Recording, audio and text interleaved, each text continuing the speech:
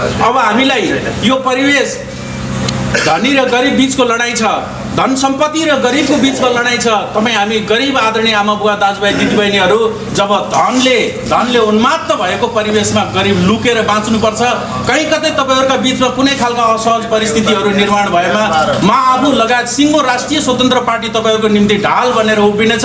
त्यो उभिने सिरामा यहाँहरूका पुरा संरक्षण हुनेछ।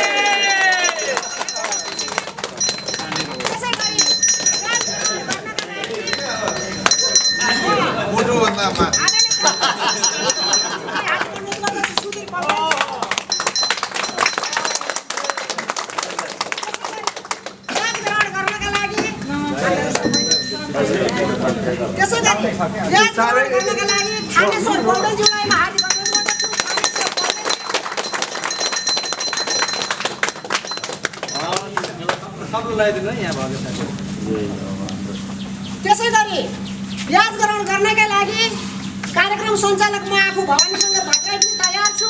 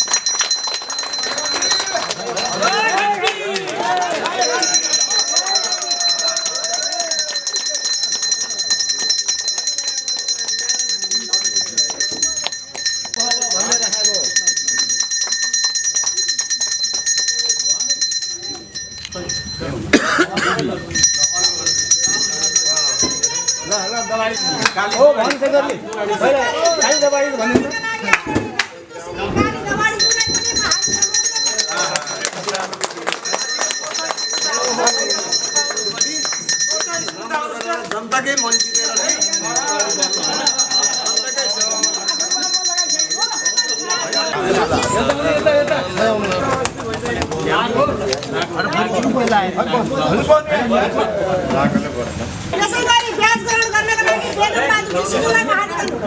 बेगमबहादुर सिसुलाई महाधिकार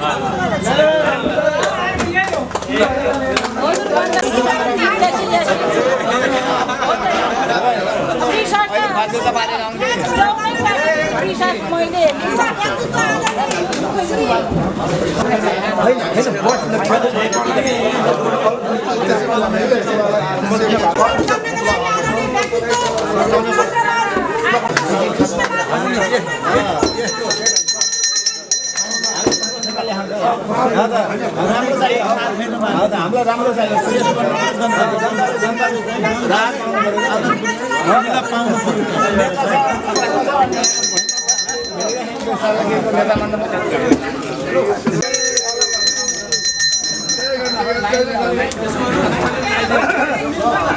जाने होइन कि एकछिन बस्छ त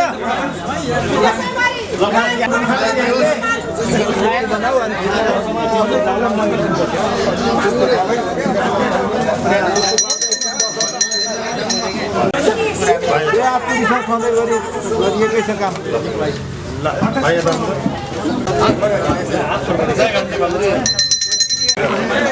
अलि यसरी यसरी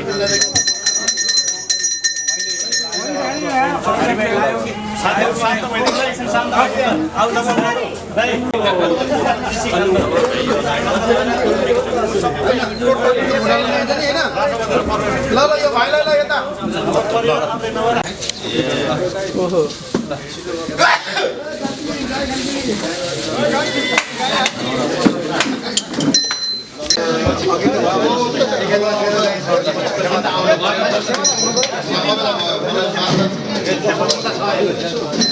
साथीहरु सबैजना यथा स्थानमा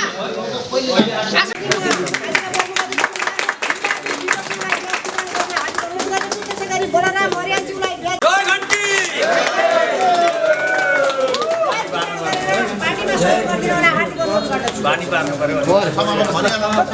पार्टीमा स्वागत गरिदिनु हुन हार्दिक अनुरोध गर्दछु। त्यसै गरी कार्यक्रम समापन गरिदिनु हुन आजका यस कार्यक्रमका सभापति एवं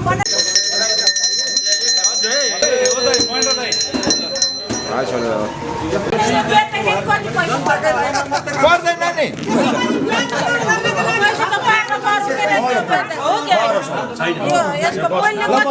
यहाँ पर्नु यहाँ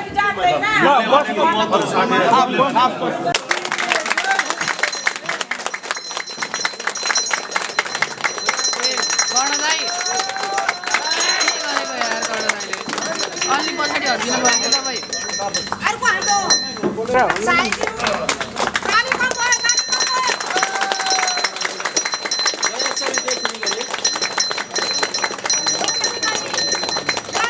भदौ 23 गतेको आन्दोलनमा अनाहकमा ती विद्यार्थी भाइ बहिनीहरूको मृत्यु पश्चात मैले त्यही दिन साँझ मैले सामाजिक सञ्जालमा सरकार तिमी गलत बाटोमा छौ, हामीले काङ्ग्रेस छोड्ने कि काङ्ग्रेसले सरकार छोड्ने भनेर सामाजिक सञ्जालमा पोस्ट गरे पश्चात साँच्चै नै यो परिवेश यो विभिन्न घटनाक्रम हुँदै हुँदै आउँदा यहाँहरूले हामीले सामाजिक सञ्जाल हेरिरहेका छौँ।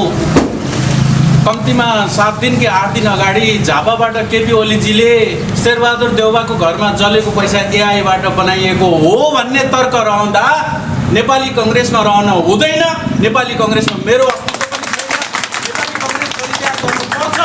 भन्ने सिरामा रहेर आज म राष्ट्रिय स्वतन्त्र पार्टीको यो वडा कार्यालय उद्घाटन कार्यक्रममा सहभागी भएको छु।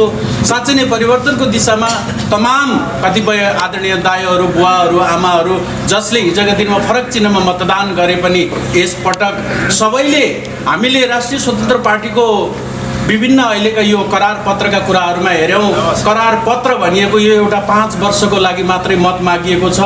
यदि 5 वर्षको कार्यकालमा यो देशको निम्ति कुनै पनि प्रगति परिवर्तनतर्फ लैजान नसकेमा हामीबाट असल उपहार लिनु भन्ने त्यो करार पत्रमा आम आदरणीय आमा बुवा दाजुभाइ दिदीबहिनीहरूले यसपटक घन्टी चिन्हमा मतदान गरेर तमाम 165 निर्वाचन क्षेत्रका घन्टी वाहक उम्मेदवारहरूलाई विजय गराउनु पर्ने आम आदरणीय आमा बुवा दाजुभाइ दिदीबहिनीको दायित्व बोध गरेर यसपटक हामी सबै अगाडि बढ्नेछौँ। आदरणीय नेता विक्रम खनालजी लगायत यस पार्टीमा रहनुभएका सबै साथीहरूलाई धन्यवाद व्यक्त गर्न चाहन्छु। अब हामीलाई यो परिवेश धनी र गरिब बिचको लडाइँ छ, धन सम्पत्ति र गरिबको बिचको लडाइँ छ। तपाईँ हामी गरिब आदरणीय आमा बुवा दाजुभाइ दिदीबहिनीहरू जब धनले उन्मात्त भएको परिवेशमा गरिब लुकेर बाँच्नुपर्छ, कहीँ कतै तपाईँहरूका बिचमा कुनै खालका असहज परिस्थितिहरू निर्माण भएमा म आफू लगायत सिङ्गो राष्ट्रिय स्वतन्त्र पार्टी तपाईँहरूको निम्ति ढाल बनेर उभिनेछ। त्यो उभिने सिरामा यहाँहरूका पुरा संरक्षण हुनेछ भन्ने कुरा व्यक्त गर्दै मेरो आफ्ना शब्दहरू यहीँनिर अन्त्य गरेँ। यो मेरो राष्ट्रिय स्वतन्त्र पार्टीको यो औपचारिक कार्यक्रममा पहिलो मेरो आफ्नो मन्तव्य पनि रह्यो। आउँदा दिनहरूमा यहाँहरूसित सहज तरिकाले सहयात्रा गर्ने प्रण गर्दै मेरा शब्दहरू यहीँनिर अन्त्य गरेँ। धन्यवाद, नमस्कार, जय घन्टी।